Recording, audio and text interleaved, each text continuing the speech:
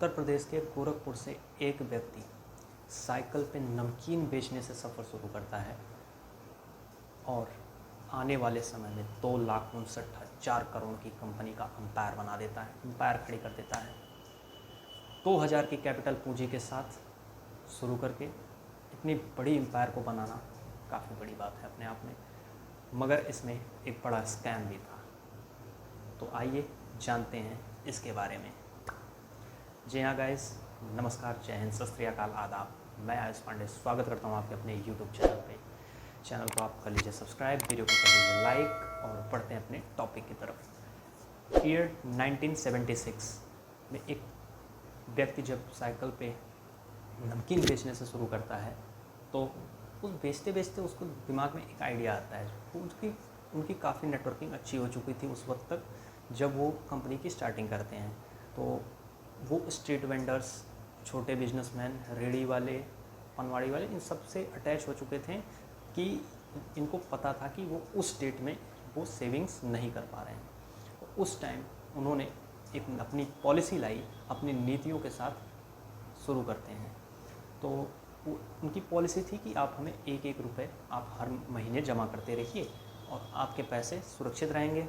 उसको फिर वो कहीं इन्वेस्ट करते थे और इनको अपना रिटर्न्स मिलता रहता था बराबर। तो 1978 में रजिस्टर करते हैं सहारा चीट फंड के नाम से। फिर उसके बाद धीरे धीरे इनकी नीति इतनी सटीक और उस टाइम के उस वक्त में कही जा सकती है, जो वो उस टाइम अपनी डिजिटलाइजेशन नहीं थी। शेयर मार्केट, म्यूचुअल फंड और एफडी से तो ज़्यादा रिटर्न्स देते थे। म्यूचुअल फंड एक तरीके से अपना म्यूचुअल फंड लाते हैं जो कि गैर रजिस्टर्ड होता है।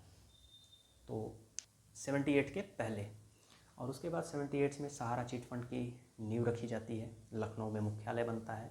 उसके बाद real estate, financial sector, hospitality और सबसे बड़े बड़े इंस्टीट्यूट्स में फंडिंग इन्वेस्टमेंट करते हैं। तो एक अपनी नीतियों के अनुसार से सबसे बड़ी 9 करोड़ इन्वेस्टर के साथ 1,20,00,000 कार्यकर्ता के साथ सबसे बड़ी कंपनी बना देते हैं अपने मात्र 25 से 30 साल के बिजनेस करियर में। और ईयर आता है 2004। अपने दोनों बेटों की शादी, सुशांतु और सेवांतु की शादी करते हैं। बजट 550 करोड़, जहाँ पे आज अंबानी के बेटों की शादी की चर्चा हो रही है 5,000 करोड़ की, लेकिन 2004 में उन्होंने किया 550 करोड़ बजट से। खैर, ये तो पैसा तो ज़्यादातर जनता के थे।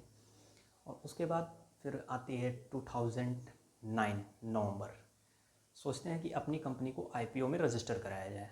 आईपीओ बेसिकली होता है कि अपनी कंपनी को शेयर मार्केट में लिस्टेड कराया जाए, जिस वजह से ये इनके पास और फंडिंग आ सके। क्योंकि एक निश्चित तौर होता है जो कंपनी की, कोई भी कंपनी होती है उसकी पीक होती है, चाहे वो पतंजलि हो, एक टाइम पीक आया, उसके बाद डाउनफॉल आता है।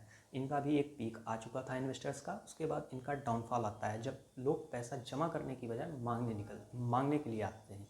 तो इन्होंने लगभग अपनी सारी पैसे इन्वेस्ट कर चुके थे रियल एस्टेट में, हॉस्पिटैलिटी में और मीडिया सेक्टर में। इनके खुद की तो मीडिया चैनल चलते थे, सहारा न्यूज़ करके। और रियल एस्टेट में इन्होंने 10,000 एकड़ में पुणे में अपना सहारा सिटी डेवलप किया।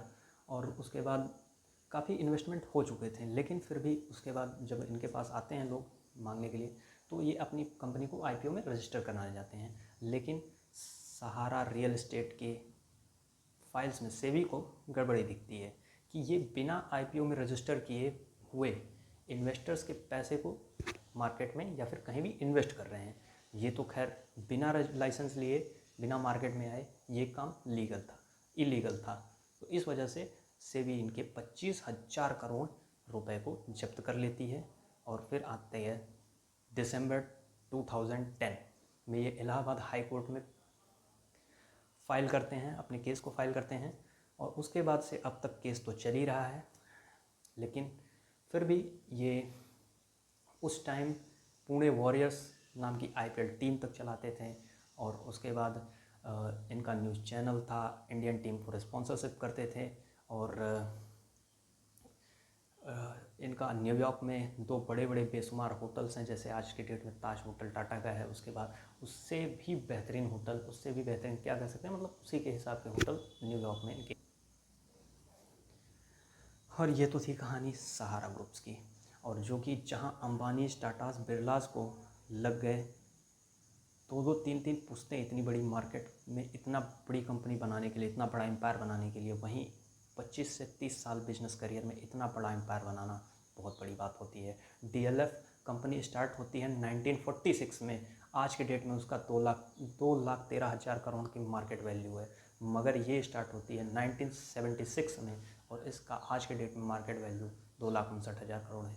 इस टाइम खैर कंपनी तो बंद हो चुकी है क्योंकि इनके मालिक श्री सुब्रत रॉय इस टाइम है नहीं। पिछले साल इसी महीने में उनका देहावसान हो चुका था। तो इनके 2 बेटे हैं, वो प्रेजेंट टाइम में फॉरेन में हैं। तो ये तो थी कहानी। जी हाँ गाइस, धन्यवाद।